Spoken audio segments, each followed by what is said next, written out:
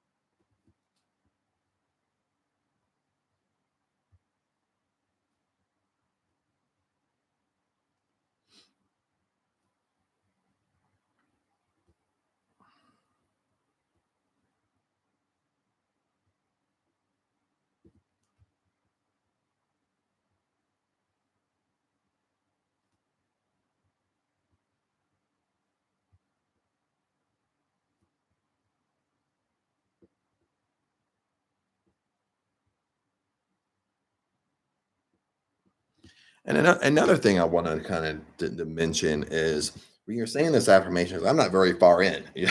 This takes about 20 minutes. Okay, no lie, about 20 minutes of work here, but this will pay off. One of the things I love about this affirmation is I see money abundantly.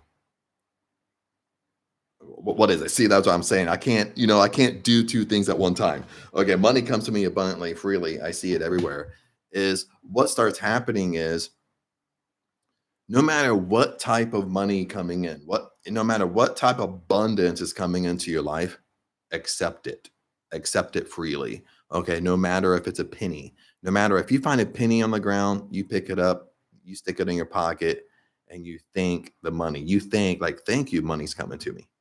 Okay. A lot of times we tend to be very, very poor receivers around this. Okay. We can be excellent at giving, but we're kind of bad a little bit when somebody wants to give us something. We're a bad receiver. Some of us are flip-flopped. We're a good receiver, but we're a bad giver. But remember, this is a twofold law. Okay, it's a double-edged sword. Okay. As much as you give, as much as you receive, as much as you receive, as much as you should give. It's a double-edged sword. So don't reject anything. You understand, no matter what it is, don't look at things, being small, mediocre. You still pick it up, no matter if it's dime, a quarter, or whatever. You might do this and you wake up tomorrow and you pull out a pair. I've done this before. I pulled out a pair of jeans in my closet that I probably haven't wore for 1 year, and I put them on. I reach in my pocket and there's a $20 bill in there. You get me on that? So you thank the money, you thank anything coming into your life. You show gratitude for it. That's one thing I kind of want to point out here.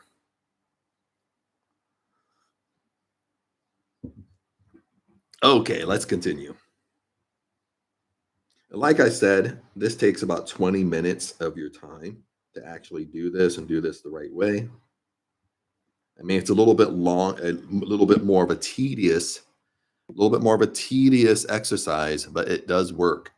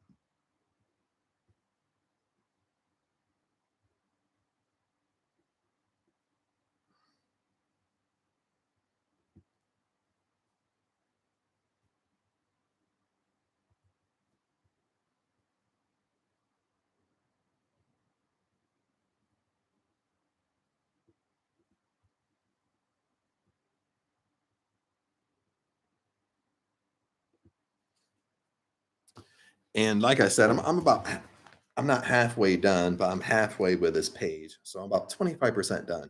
But I do have a small little story here, and you can continue writing as I'm talking, and then I'll pick back up here. When we talk about giving and receiving and being a wonderful receiver, no matter how much it is, no matter if it's my penny example, you find a penny on the ground. I remember now this happened to me in Thailand when I used to live in Phuket, Thailand, and Ang and I went down to oh, this street food. There's a in the evening time, like on the resort I stayed in. If you walk down, there's a line of street food that came in the evening, and one of these shops of the street food. I forget what they were making, but right by the shop, I forget what it was. It could have been 5 baht, 10 baht, something like that, sitting on a ground. I don't think it was 10 baht. I think it was cheaper than that. I think it was probably like 5 baht. It wasn't 1 baht, but I think it was like 5 baht. But it was kind of sitting on the ground, like right where people would pay. So I figured it was her. So when I leaned down and picked it up, I didn't want to put it in my pocket because, to be fair, it probably came from an exchange of money.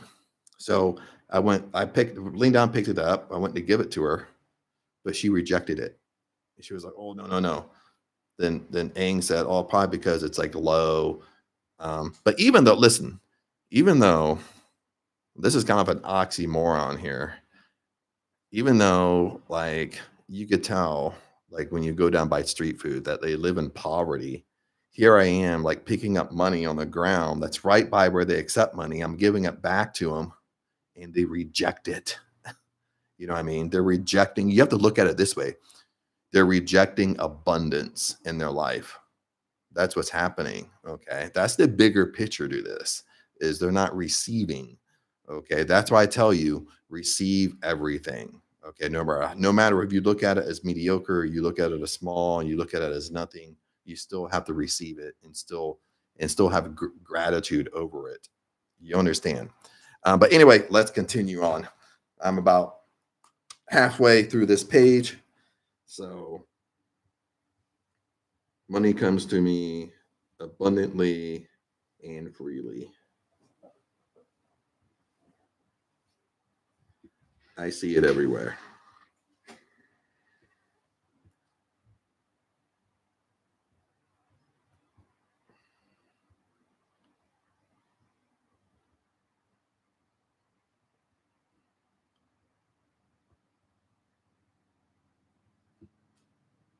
And if you're just jumping on, feel free. You can shoot out a comment, shoot out. Have you done any of these type of like manifesting challenges, writing challenges, journaling challenge? This is kind of a hybrid between like the 333 technique, the 555 technique.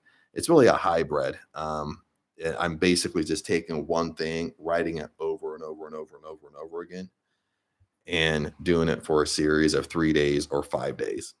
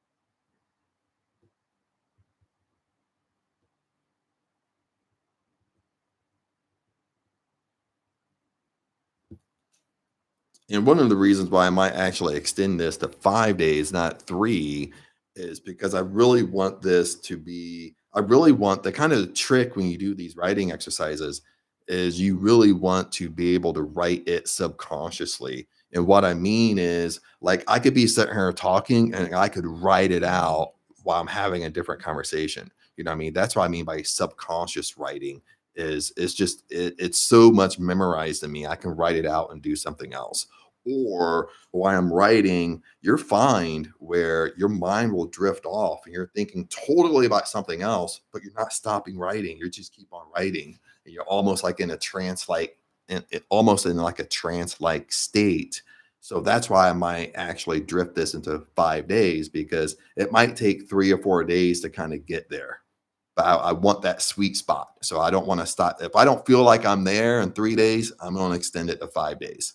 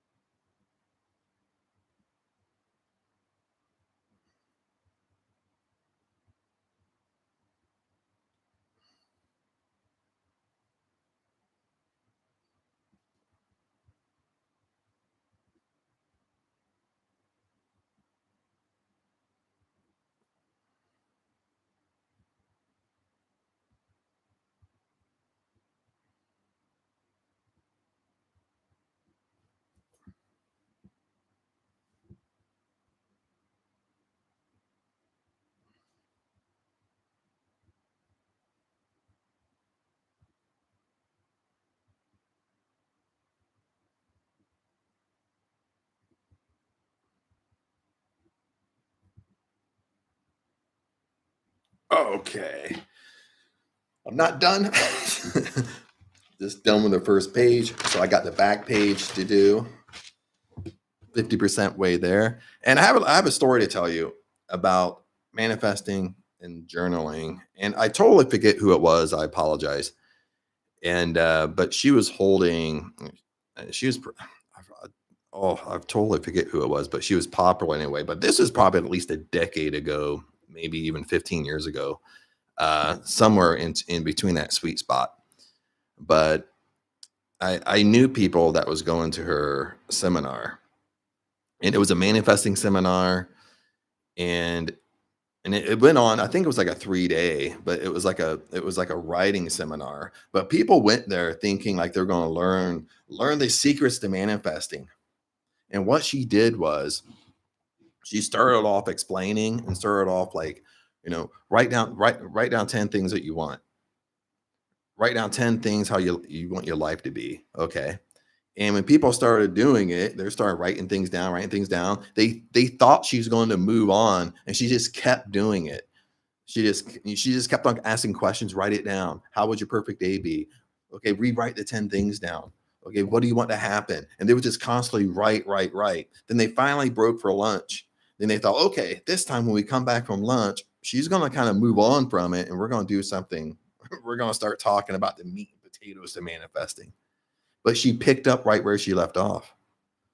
It was something like what we're doing here, but she was controlling it a little bit more. She was asking questions, but the whole point was people just kept on writing and writing, and they said lots of times I'm writing the same flipping thing. Then they said like basically in between after lunch, after a couple hours, they had a break. They came back and they thought, well, now we only have a couple hours left. Now she's going to start talking about something else.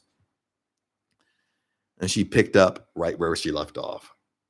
And, a lot of people were kind of murmuring, complaining.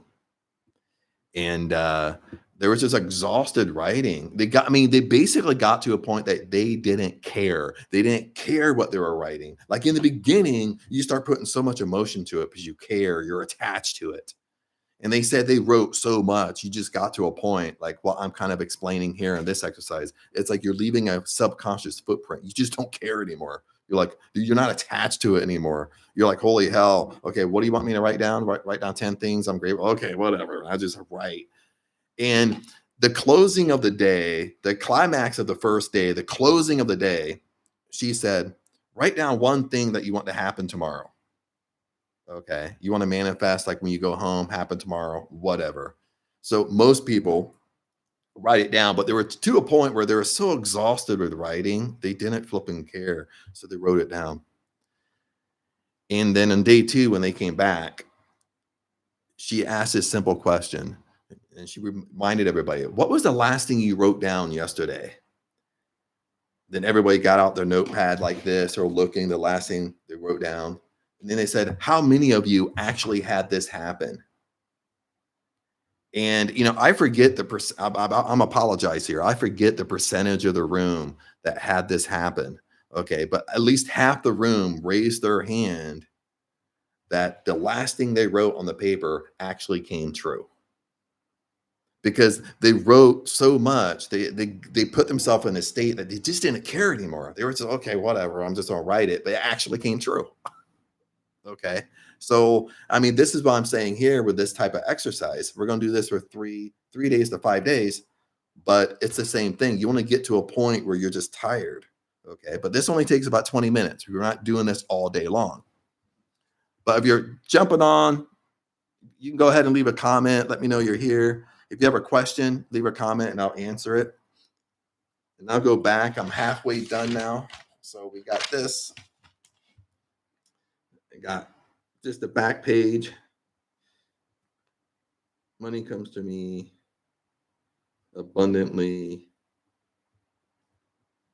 and freely. I see it everywhere. Money comes to me abundantly and freely. I see it everywhere. And kind of going back to my story is a lot of people were just literally like at lunchtime when they were doing this writing challenge, they were just like, dude, this is what I paid for. I just paid to come here, and all I do is just write over and over and over and over and over again. But she knew what she was doing. She knew you had to write so much where you got exhausted, you weren't thinking, you weren't attached no more. See, that's the secret. Money comes to me abundantly and freely. I see it everywhere.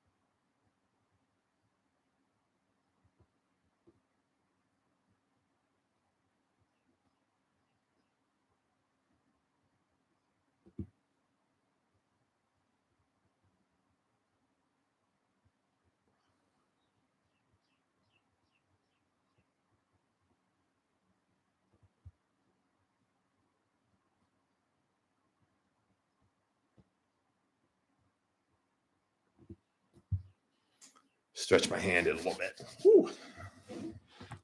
Almost there. Almost there.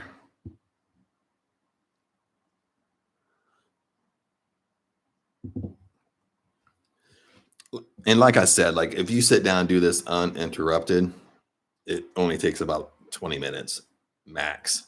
But usually close to 20 minutes. The video is a little bit longer because I stop and pause and chat, all that stuff. But usually, if I'm just doing this by myself and I sit down, 20 minutes, I'm done.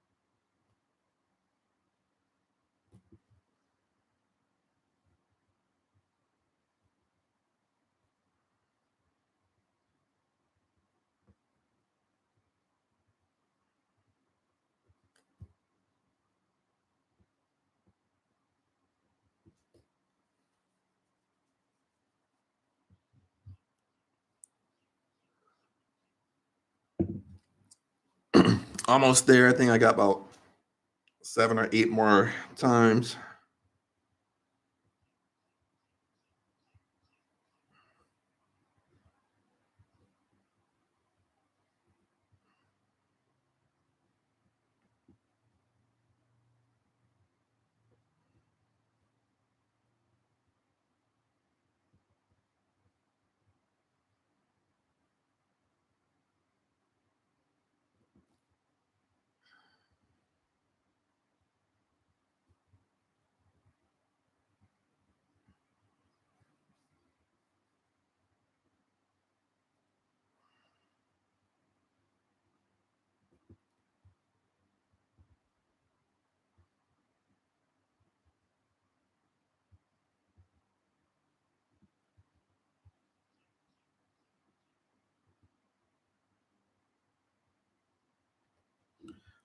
Almost done. 3 more times. 3 more times. Money comes to me abundantly and freely. And one of the things you'll notice, especially on day 2 after you're done, is it will be a little bit more memorized. You'll start kind of just naturally thinking about it as you go off. I mean, kind of go through your day. I mean, yesterday it was kind of once I did the exercise, it was pretty much out of sight, out of mind. Okay. But once you kind of finish day 2, it's slowly going to be kind of ingrained where you start thinking about it naturally throughout the day, or you catch yourself kind of repeating it to yourself.